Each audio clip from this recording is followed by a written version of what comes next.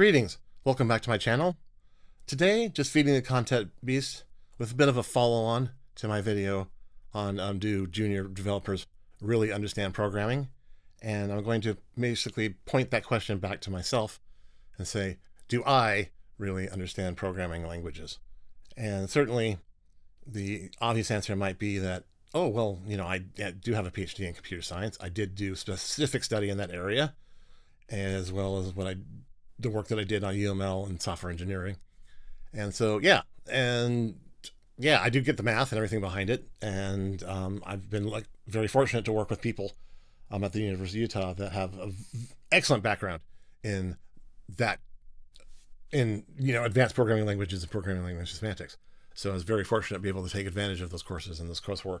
And one of those professors is actually on my PhD committee, and I'm thankful to him for that.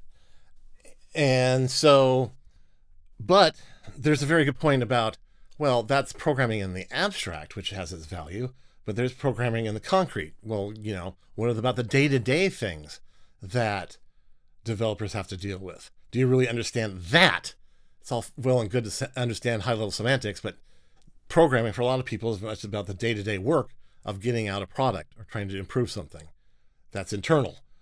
So that's where the answer comes a lot more, let's say, nuanced. I think I do, maybe not to the degree I would have liked, but I have worked in industry. I worked in industry after I got my master's, and I worked in industry after I got my doctorate and became a failed academic, as they like to say.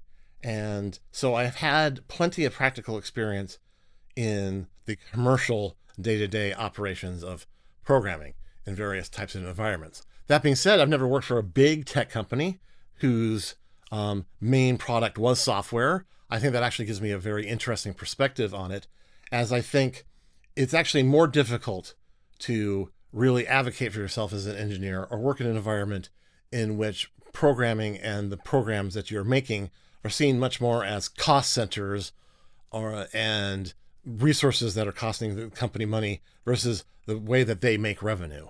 So if you're developing a bunch of support software for, let's say, a insurance company or a healthcare company, that their primary product has nothing to do with the services that you're providing.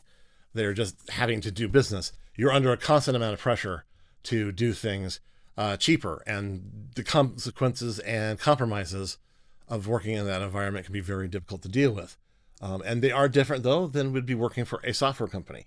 So I can't necessarily say that I would understand what people that are looking at the big names or other companies that primary product is software and or tech that they sell around it is compared to what I've done, which is basically what people call, charitably, enterprise programming, which is programming and creating tools that support another business.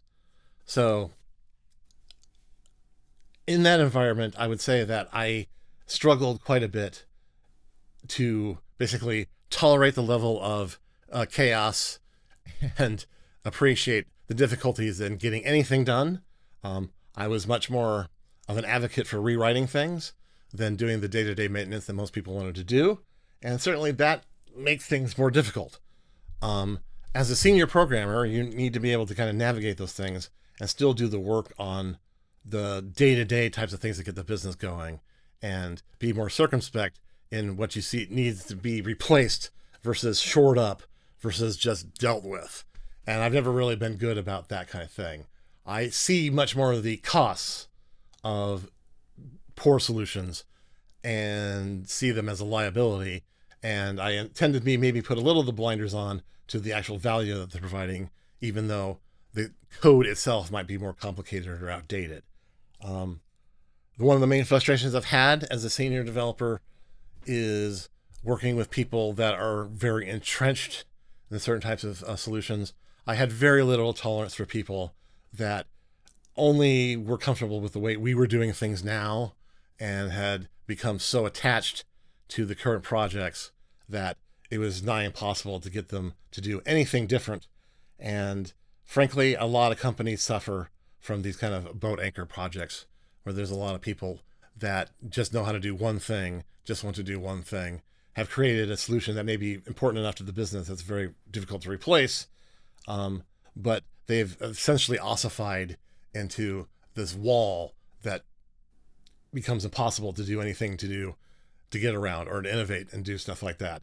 And that is one of those things where I think is probably the most interesting challenge in the industry is that when you look at it from the outside or the popular culture, you see the Silicon Valley culture, which is just basically happy to replace things at a whim versus, just let what works.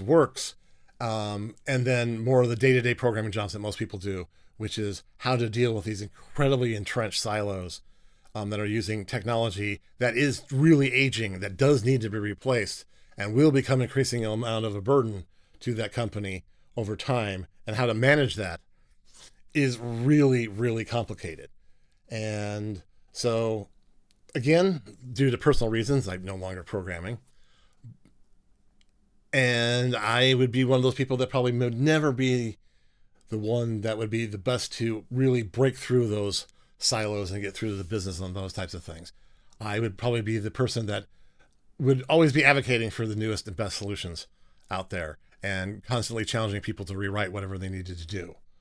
Now, fortunately, I've had some successes in my career. One of the things I did at a company before they completely reorganized was develop one of their first web services in C#, and it was a very interesting experience.